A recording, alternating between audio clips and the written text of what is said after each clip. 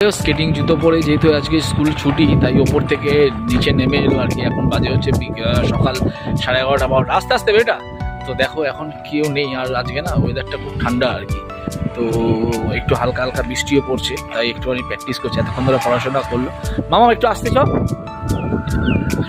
এই জায়গাটার মধ্যে কর তাহলে ভালো বোঝাবে। তো তোমরা দেখতেই পাচ্ছ কত সুন্দর শিখে নিয়েছে, তো দারুণ আর কি। এই দেখো ঘোর ঘোর ঘোর আবার যা।